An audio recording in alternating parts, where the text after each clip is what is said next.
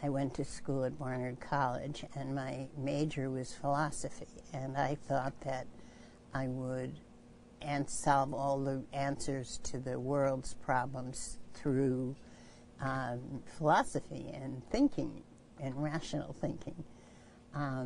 And by the time I finished my major and saw what academic philosophy was like, I thought, this is not for me. And at the same time, I had just been recently married, and my husband and I were at a party, and we met one of the producers of a show for children that was just at the beginning, at its incipient stage. It didn't have a title. All they knew is that they wanted to teach skills like reading and writing and spatial relations to children who were in what they called at that point the underprivileged population. And I found that very interesting based on my, philosophic studies, but as a place to apply them.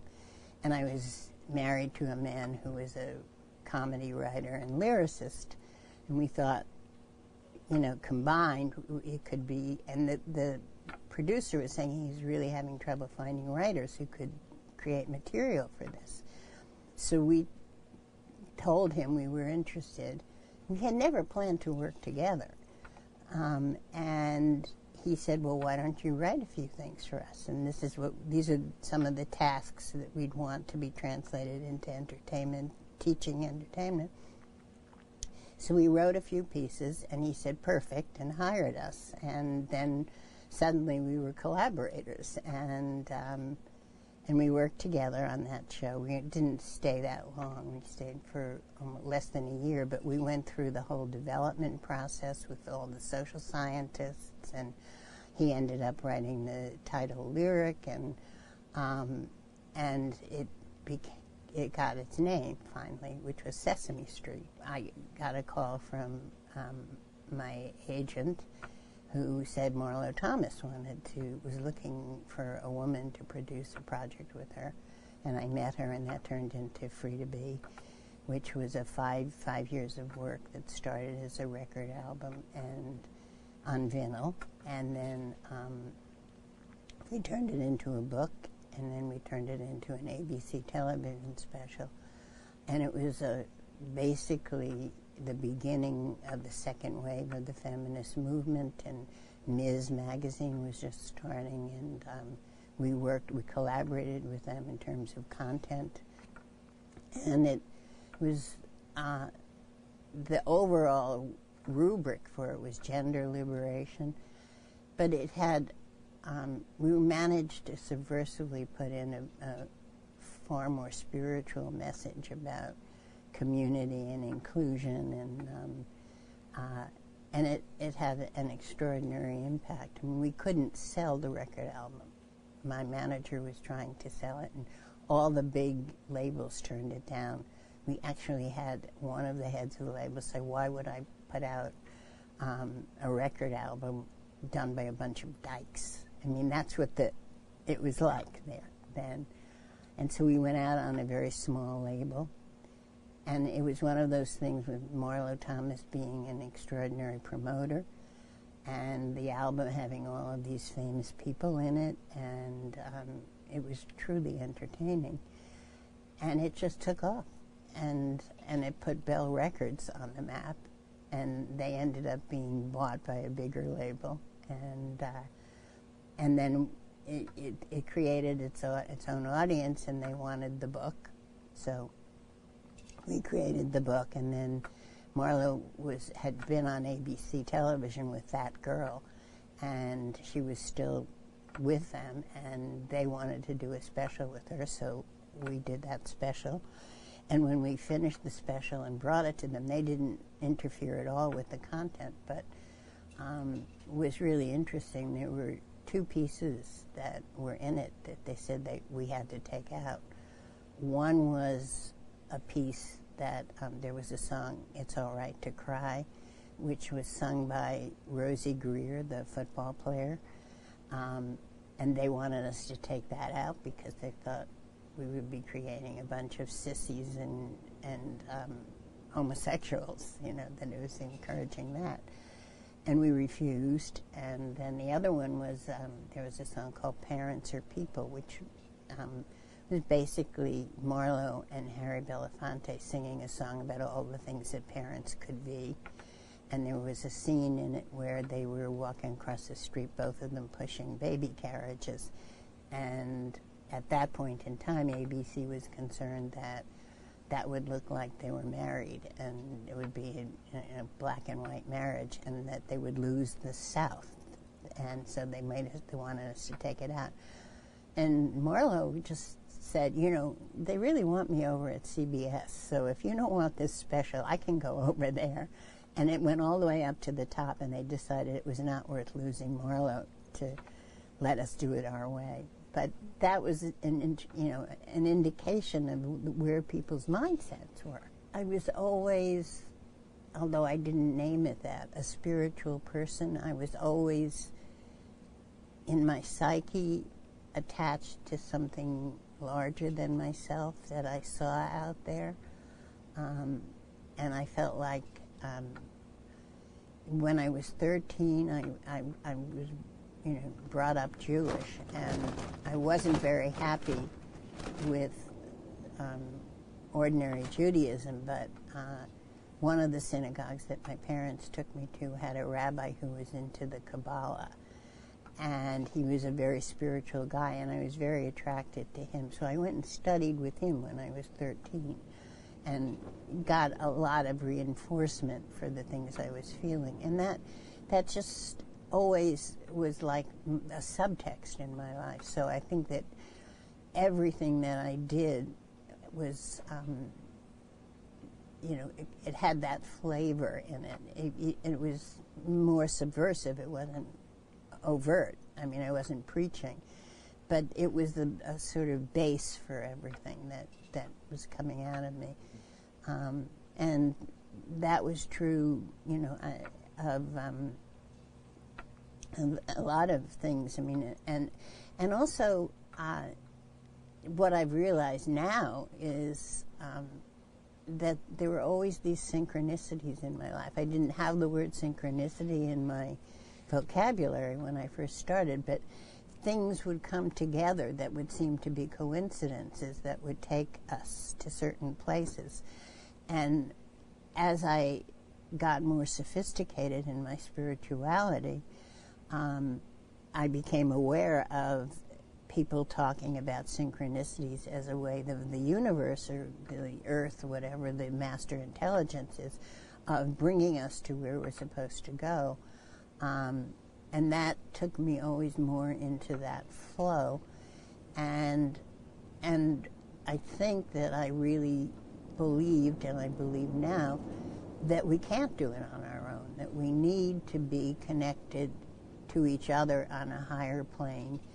And then, when I finally got into working with the grandmothers, it became more explicit what all that meant. Right. But it was always in my psyche.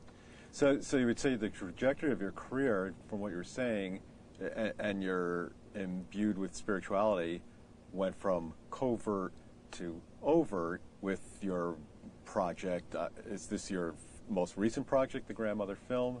Yeah. Yeah, so this is the culmination kind of your most recent project. So talk about synchronicity that came together. What made you interested in making that film for the next 7 generations? Well, first of all, I have to go back a little bit because in 1988, I made a docudrama for CBS called Leap of Faith, which was the story of a woman who lived in upstate New York who'd been diagnosed with a terminal lymphoma, and mostly because there wasn't many options for treating lymphoma at that time. It was before there was stem cell therapy. So, was this a true story? This is a true story. Okay. And she came to, by that time I had a company with Marlowe, a film production company, and we were doing movies for television and television series, and she came to us with her story, and it just totally landed right in my areas of interest. And it was that, she had healed herself through using alternative kinds of medicine. And so I got very excited about it, and we went to CBS and we pitched the story, and they were excited about it. So Bruce and I wrote the script and brought the script to them, and they were really excited about it and wanted to make it. And they have to go through a legal clearance, and the legal department at CBS said, we can't put this on the air because people will see it, they will leave their doctors, they will go to all of these people out there, many of whom are quacks, and they will die, and they will come back and sue CBS. Well, I thought that was a pretty unlikely scenario, but they believed it, and so they said, they told the programming department they couldn't do the movie. And then we discovered that the head of the legal department was also on the board of directors of the American Cancer Society, which at that point was violently opposed to alternative treatment. And he was really exercising their party line by saying this. And because Marlowe was a famous person, we could get a lot of attention. And we told CBS if they stopped this movie, we were going to call a press conference and talk about censorship. And that, they took that seriously enough to go over the heads of the legal department to the very top people, and they decided that we could put it on if we worked with the standards and practices people and put cautionary things in the movie that would stop that from happening.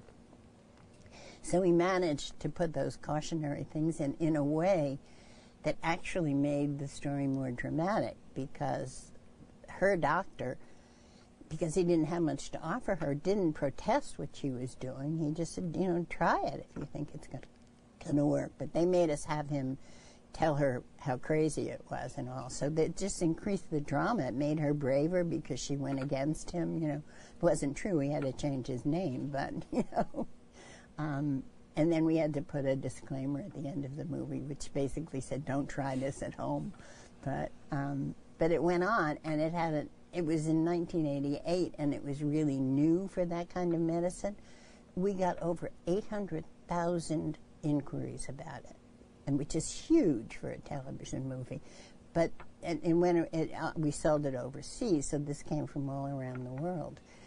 But it was a beautiful movie, and the ending of it, which is, it is a true story, was that after she was pretty sure that she was healed, she got pregnant, and the end of the movie is her baby being born. So, and that baby is now just graduated from Bank Street College and is about to start her own life working with children. So. So there was a thread there between that film, which was just great and such pioneering, and like all your work, very pioneering, and to for the next 7 generations then. Right. But the way that I got to For the Next 7 Generations was that about 6 years after that movie, and when we did that movie, and to get it on, we had to go out to a lot of credentialed doctors. There weren't a lot, but the ones that were out there who supported the message of complementary medicine. So I got to know a lot of them, and then 6 years later, I was diagnosed with stage 4 lung cancer. We went to see a lot of doctors, and they told me I was terminal and that they didn't want to treat me.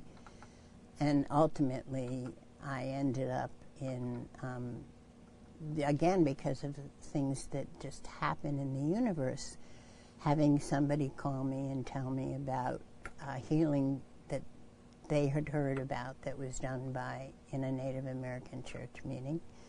And I talked to the person who'd gotten the healing, and he verified it. And then we got a call from a woman who wanted to she was a spiritual teacher, and she wanted to make a movie. Actually, it was about an Omaha practice where they think the children are the wise ones, so when there's an issue of discord in the tribe, they go to the children and they tell them about it before they go to sleep, and then they mine their dreams in the morning to find the solutions. And she wanted to do a movie with children and talk to them about the environmental problems and see what their dreams revealed.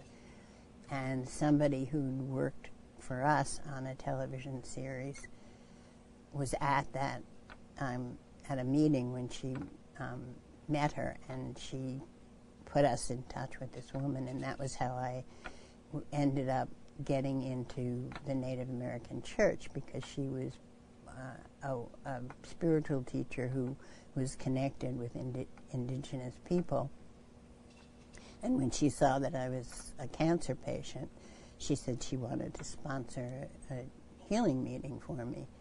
So we went into that healing meeting, which was a very powerful ceremony, a 13-hour ceremony in a teepee with 40 people that we didn't know except for her and her husband. Most of them natives and some of them not. But and when I emerged from that teepee, I felt a profound change in my body, like every one of my cells had been realigned.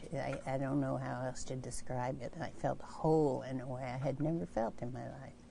And the road man who runs the ceremony came over to me and said, "You're healed. It'll take a while for your body to catch up, and but you are healed. And if I were you, I would just let that process happen." And so we went back to New York, and we did scans over the next year and watched all the cancer go away. And finally, I was certified cancer-free, and it was from that healing. So that brought me into a space that where I was related to indigenous people. And then several years later, the woman who had sponsored me, who had an organization called the Center for Sacred Studies, had a vision in her head of a circle of grandmothers, and she didn't know what it meant. She went to Africa to meet a grandmother there who was working with a medicine, and she mentioned that she had this picture in her head, and the other grandmother said, "I've been seeing the same thing. We have to make this happen."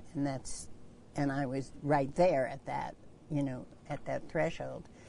And being a filmmaker, I said, when they started gathering people, this is historic. I mean, they were coming from around the world, and that had never happened before, that indigenous women had gotten together. So we have to make a film of it. But we thought it was only going to be this one gathering where they met.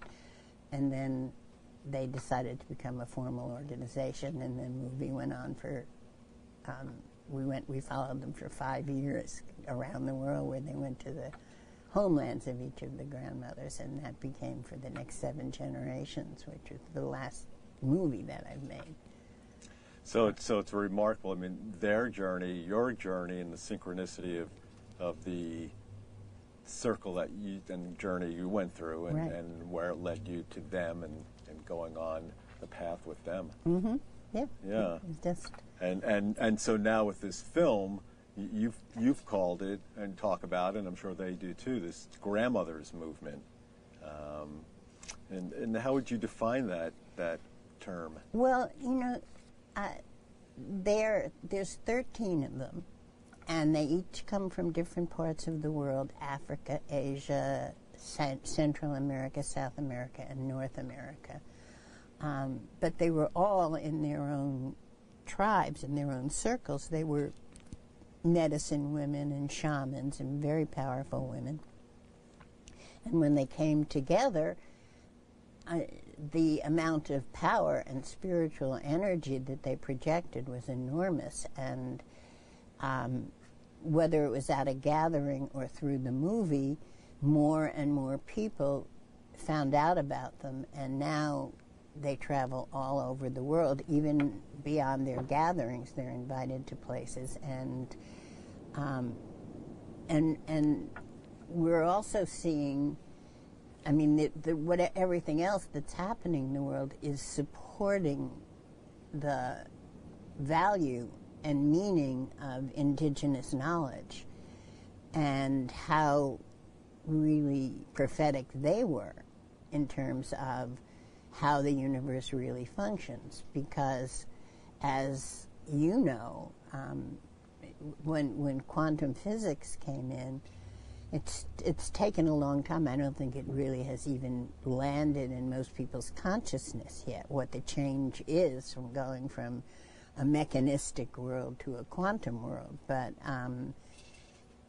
But most quantum scientists that I've had contact with see the indigenous vision as being a vision of a quantum universe, not of the one that we accept as consensus reality, because they saw with their own eyes, and no, scientific evidence to the fact, but they saw how we were all related and how everything was one, and the web of life, and how when one thing happened here, it happened everywhere.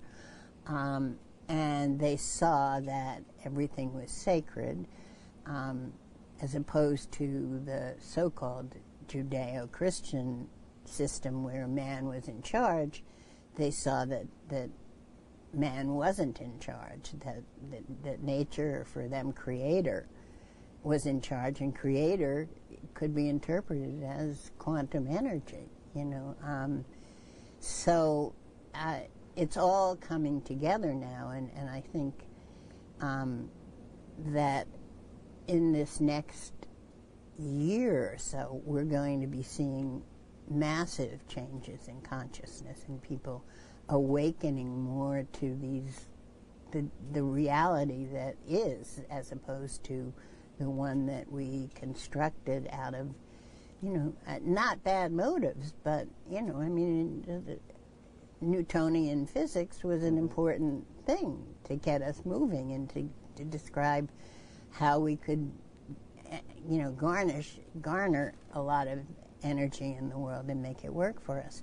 But it was a limited picture, and I think that as we continue now, more and more people are coming to hear about the grandmothers, and when they hear about it, it changes the way they see the world. And my intention with the movie was to open up people's hearts and minds and eyes to see a different energy moving in the world, and to have a different consciousness about it, which would bring us together as the united people we are. Right. In unity. And ultimately, it seems like the message of the film, the message of the grandmothers, which is one and the same thing, is for people to live more peacefully and lovingly with one another. So, because we're all the same people. Right. So how do you think we can get to that place? Well, I think it's happening. My only concern is because of the threat to the environment and the threat to the sustainability of the earth for human beings, and because the urgency of that is ramping up, because it's growing exponentially and faster than even scientists predicted, because it's building on past experience and moving, and the change is greater than they expected, so it's going to be faster than they expected. If we can raise consciousness enough before and change what we're doing to the environment, then the planet will still sustain us, and we'll be able to, because of, I think that we're having a storm. Yeah. I love that. But I think the storm is symbolic of what's going on, and that as this is a culture that's addicted to materialism, and with any addiction, mostly if you want to change it, you have to hit bottom. And I think that these storms and the other things, changes in the environment that are happening because of what we're doing to it, we're going to hit bottom. And at that point, if the people who have begun to understand and whose consciousness has expanded will be able to deal with that and live in the world, this new world that's coming in. And that's how the change is going to happen. Along with other things that, other circumstances that say it's time. In terms of the Mayan calendar, if one understands that correctly, what they are saying is that there are going to be shifts in the Earth's polarity, and we're at a time that's the end of a cycle of 5,200 years, and we're about to begin a new cycle. And in that cycle, a lot of physical things are going to happen, and the polarity of the Earth is going to shift, and all of that's going to bring in a new energy that elevates our consciousness if we're open to it.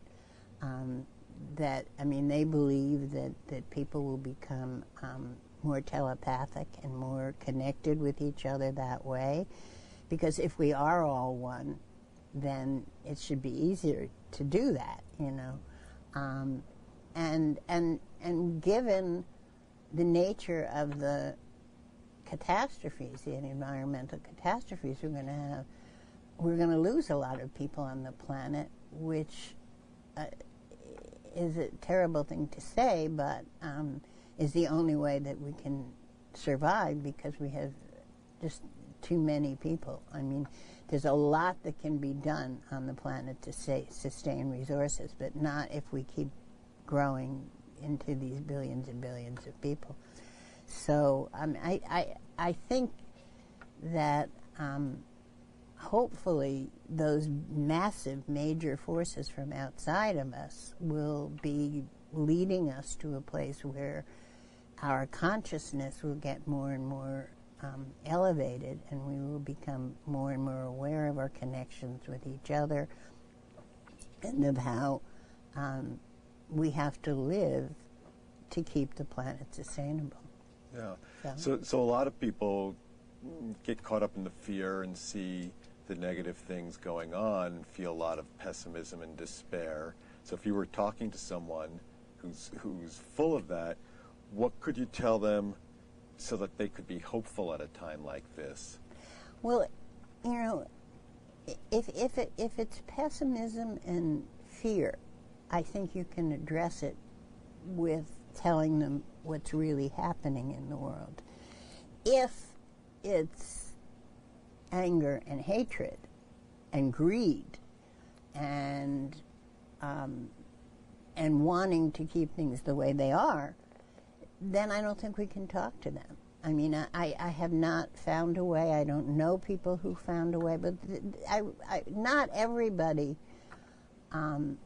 who's on the planet and holding it hostage, basically, is the same way. But there's the people who are in power right now are that way. They seem to be heartless, and but even so, I don't know how to talk to them. But I think that what's talking to them is the other changes on the planet, that they used to be a majority, and now they're a minority, and they're becoming more and more of a minority. And as more and more people get a voice, and we're seeing that happen, they will be disempowered, and that's all I can say about that. That I think is optimistic, that they will lose their power. Right. So that's the hopefulness. One part of the hopefulness, yes, there, and so that leads me to a question that you hear some people talk about. Talking about that paradigm becoming a minority.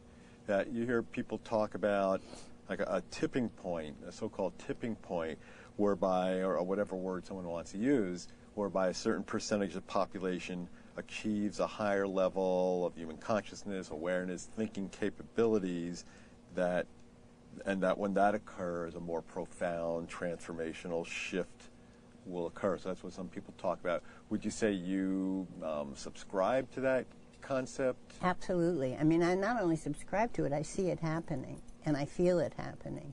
And most recently, because of all of the focus that the Mayan people who came here have brought to it, I mean, more and more people are becoming aware of a shift, something really radical changing. And more people are from, you know, we live in a world where mass media are really important to what we think, and the mass media are basically controlled by the people who hold power now, the patriarchy. But because we do have the internet, and they haven't managed to control that, a lot of information is flowing, and I could tell you what my computer's filled with is hundreds of thousands of people who are coming together because they realize that this change is necessary and can happen, and that we are approaching the tipping point. And there's beautiful groups of people, and they were all struggling independently, and now, because of our capacity to connect through the information technology, they are becoming more and more powerful. They're able to unite. I mean, Barbara Marx Hubbard and her shift is one example of that, where she's bringing in groups from all over the world who are starting to work together. And I mean, the numbers are enormous.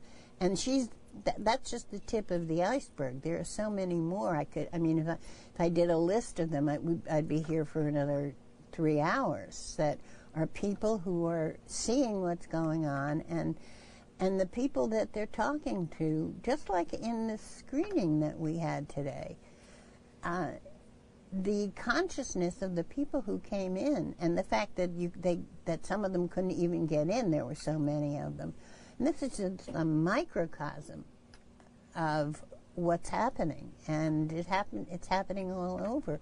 People are hungry for that sense of meaning in their lives, because we've taken meaning out of people's lives, and this is meaningful. So I really think it's going to be sooner than we think.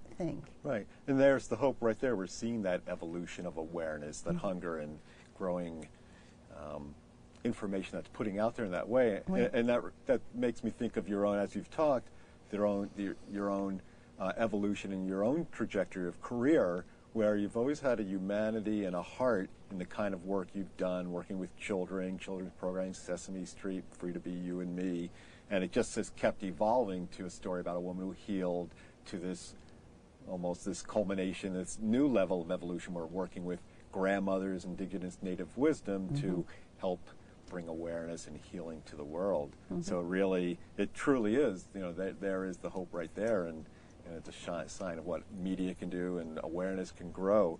Well, so Carole, what do you think an individual can do on a singular level to affect positive change and transformation? Well, I think it starts with looking at your own personal experience and finding your heart and letting go of some of the things in your head that impede you from really feeling what we need to feel. I mean, I think all the people who talk about this say that I mean, it sounds cliche, but love is the answer. And my husband, who was a lyricist, was a very romantic person, He loved love songs, and I think that if we start operating by opening our hearts and feeling, even with your enemies, trying to understand them, My husband was a very empathic person, and when he passed away, we were doing a lot of work. I was still doing the work with the grandmothers, and we would go to these gatherings, and he was very close to one of the grandmothers who's an incredible medium.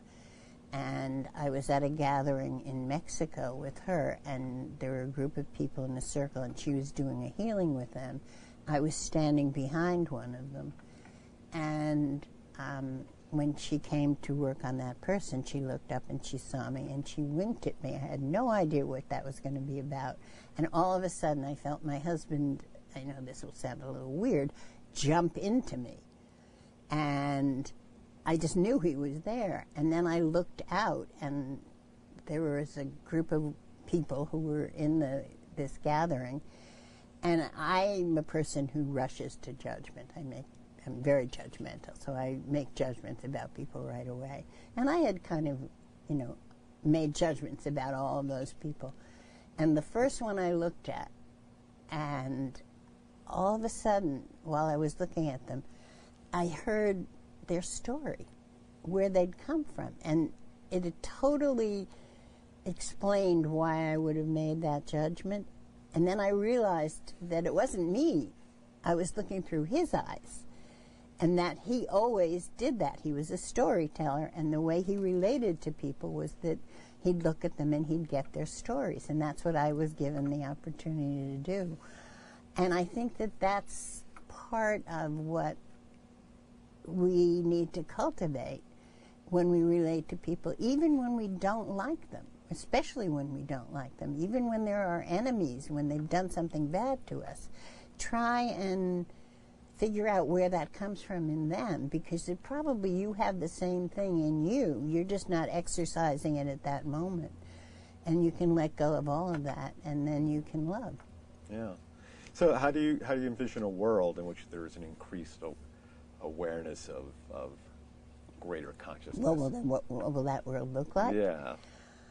Well, I don't want to be accused of being utopian, but the utopia that I see is that people will become much more compassionate, much more loving, much more connected to nature at a deep level, because I think nature teaches us how to take care of her and teaches us how to take care of ourselves. And if people start connecting, I think that the key to Indigenous wisdom is that in their earliest times, they were living in a world where they were totally dependent on nature, and they had to understand nature deeply for it to work for them. So that was why I think that they were able to see it the way they did, and see all the connections, and see how, they had a wonderful way of planting things. They had one kind of planting that was called Three Sisters, and they figured out without any science what the elements were in each of the three plants. I think it was beans and corn and squash, and put them in mounds, and then the chemical compounds in those three plants would feed each other and make them grow much faster and better than they did. And then that was without science, So they just saw that. And if you ask a shaman how he knows what a plant can do, he says, just, totally without any self-consciousness. The plants tell me. And that's the way that we should all be able to come back to relating to nature. And that's part of what I think that the Grandmother's movie is opening people to, and bringing back these plants that have incredible healing powers, so that we won't be dependent on the kind of medicine that we have now that's outrageously expensive and not all that healing, So when people start learning that, that will also bring them back into nature in an important way. Yeah. So what would you say is next for you, Carole? I don't know quite. I because of my experience with my healing, at the time, a lot of people asked me to write a book about it. And I started working on it, and then the grandmothers came up, and I couldn't multitask writing a book and doing the movie. And then about, 5 years into the movie, my husband died. We were co-directing it. And he died from lung cancer, and he'd had the same kind of healings that I had, even more because the grandmothers weren't around when I was sick. And he died anyway, so I thought, I can't write this book. And then I had a moment when I realized Grandma Clara had come up from, she's one of the grandmothers in the movie, and she lives in the Amazon. And she had come up to do a healing on him. She came once and she was optimistic.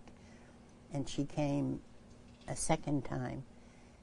And then she took me aside and she said, you and Bruce have to clear the channels of communication between you so you can talk from both sides, which meant she knew he was not going to make it. And she and my husband were very close. So I didn't want to tell him that because I'm a profound believer in hope being an element of healing. But because of that relationship, I felt I was obliged to. And when I told him that, he was coming pretty close to the end. He had a sort of pain mask on his face that terminal cancer patients get. And it just melted from his face.